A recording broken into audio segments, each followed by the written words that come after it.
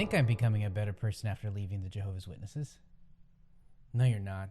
You're a terrible person for leaving the Jehovah's Witnesses. No, wait, I am a better person. You deserve to die for leaving your family and turning your back on Jehovah God. It's difficult, but I'm still finding myself. You're in denial. You didn't leave. You were disfellowshipped for having sex with a worldly girl. But ultimately, I'm glad I did it. You're a disgrace to the organization and to your mother, to your friends and family you grew up with. The poontang was good, though. To the thousands of Jehovah's Witnesses that were counting on you to go to Bethel and continue to pioneer. I didn't want to leave them behind. I tried to go back. I tried to talk to my mom. You're pathetic, and you deserve to die with Satan, the devil, and the second death. She just never answered the door when I was there. Jehovah is just in all his ways, and we will never fully understand his higher level of thinking and understanding. No, you're hateful and narcissistic. Stop trying to change the subject, you satanic sinner. I understand he's a dictator that murders the innocent. You chose this fate, and I am showing you mercy. It would be nice to see my mother one day. Go back home, face the elders, and repent. I miss her. Find the elders and ask for forgiveness. She's really the only family I've ever had. Yes, she will talk to you again once you're forgiven and you're reinstated. I do miss my friends and my family I grew up with. God is willing to take you back and bless you. Think about it. You were a pioneer on your way to Bethel. The brothers need help. They need you. You'll be back within 6 to 12 months of being reinstated. Only if you try. Wait. Yes, come back and you'll find a beautiful sister. You're not a bad-looking guy. The sisters will be after you. Pussy ain't worth living a life of hell. They'll be after you like a hyena looking at its wounded prey. You guys protect pedophiles. You guys protect murderers. You protect abusers. No, you sound like a satanic apostate. Repent, you sinner. You manipulate people for money and their lives. You should be thankful that I'm here trying to save you. I'm out. I'm glad I made the right decision. 5 years out of the Jehovah's Witnesses, and I still feel myself constantly battling negative thoughts like this. I've gotten a lot better to be able to tell what thoughts aren't my own. It's like I'm constantly telling those negative thoughts that they're not me. I tell them to fuck off, and those thoughts aren't mine. Those are just negative things that were told to me as a child. However, when you're young, vulnerable, or in a desperate situation, you're easier prey for those that are manipulative. Being told this from a child, that you're never good enough in God's eyes. Even if you walk away from religion, and like me, I became agnostic atheist, 10, 20, 30, 40, 50 years, you're still going to feel the effects of this because this was forming when you were to just barely start to figure out the thoughts and comfort of who you are, your core beliefs, unless you start to reprogram your thoughts. Until the person is aware of those thoughts, it's going to be a never-ending battle with depression and many more mental health issues which can plague otherwise an innocent person. Not to mention the idea of failing after leaving something crazy like that can stop you dead in your tracks of making progress. You know in the back of your head that your, cult family or abusive family member or spouse or ex is watching you, so they can point at you and say, you failed. He failed because we were right and he left God and he left us. I've got some good news and some bad news. The bad news is that these thoughts can be devastating and have a huge impact on your life. And there really isn't a 100% cure for depression and these negative thoughts as far as I'm aware of. Especially me being a mental health nerd. I love mental health. Good news is the majority of us have these thoughts, whether they come from a cult or an abusive ex or an abusive family or not.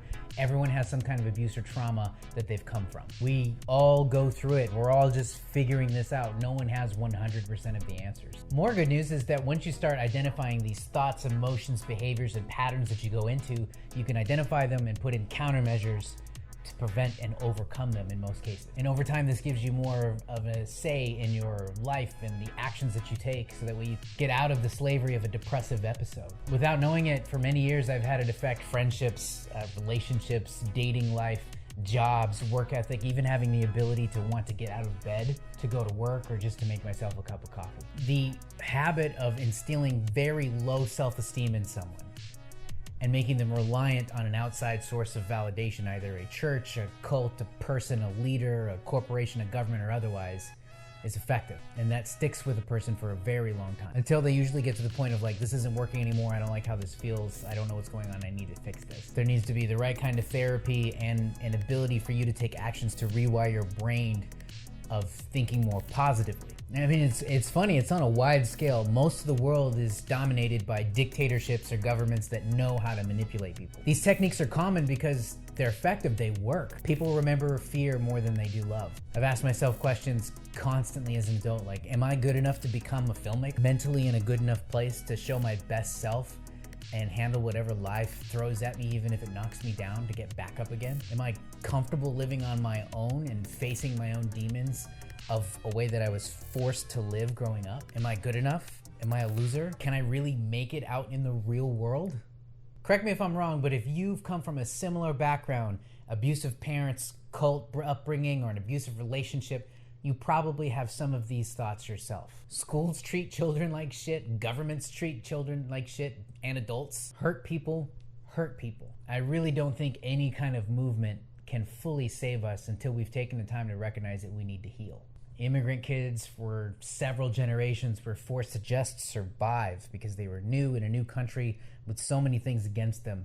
A lot of the parents were just crumbling under the pressure and going off on their kids, and the kids were just trying to hold it together too. While the whites who control the world were setting up cults and religions and governments and corporations to just manipulate and use people. It's like Squid Game. There is a group of people out there fucking with us. Let's start off with rewiring our brains. Something simple, 2 steps. Are you with me? First, when a negative thought comes into your head, try to observe it as just a thought. It's not who you are. It's just a negative thought. Just a thought. Second, make a list of 5, 10, 2 or 3, 20 different things that you like about yourself. Write them down on a piece of paper, old school, old-fashioned way. Make a note in your phone and save it. Read them every other morning or every day, or whenever you feel negative, intrusive thoughts dominating your brain. Whenever you're feeling unworthy, you can pull out these notes on your phone or put them on your fridge or wherever to let you know that you are worthy. Here are a few things that I wrote to myself to feel good about myself when I don't feel worthy. I went ahead and I stuck these to my fridge. I have 2 pages. I like that I'm a kind person, someone who treats people with respect, with a side of roasting, because I love to roast people. I like that I'm an honest person. I try to act my best with integrity. I like that I feel like I'm really good at communication and I try to get better at it with everyone. I like that I'm generous and I want to share what I've learned along my way. I like that I have the determination and the work ethic to pursue my dreams through to completion. That's probably been the hardest one for me. The hardest one I've been on myself is not being good enough because I'm not farther ahead in life. Given that I've only been awake from the Jehovah's Witnesses mind control for 5 years, it feels like I should be a lot farther in life, be making, a lot more money or in a different place, a different space in my life, but that's unrealistic for a lot of people. I'm looking 10, 20 years down the road and see where I'm at because nobody can predict the future. I like that I'm an agnostic atheist, and I like that I question everything and I am no longer gullible. I like that I'm a fighter and that I can handle everything life throws at me. Even though I may struggle and fall, I have the strength to get back up and beat it in the end. It sounds simple, almost kind of hippy-dippy type of shit, but I believe little steps like this of rewiring your brain to think more positively and say more positive things about you every morning or whenever you're not feeling good is really helpful. It's helped me. And this is just the tip of the iceberg. There's a lot more that you can do.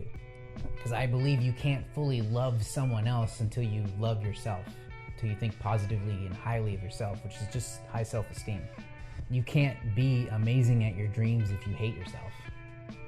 Something's going to break and fall. This is just a beginning, but why not start now? By the way, if you want to get your hands on one of the XJW Freedom is Worth It wristbands, it says XJW on the back, Freedom is Worth It on the front. Check out the link in the description. Come say hi to me on Instagram and TikTok. I'll be posting there a lot more frequently. And send me what you write. Take a picture of your notes and tag me in them on Instagram or TikTok or even YouTube. I think you can do that here now. Just tag me and send it to me. I would love to hear what you guys have to say and the progress that you're making, because we're in this together. Digitally, we're kind of separated, but we're also together. Until next time, brothers and sisters, I'll see you in the next video.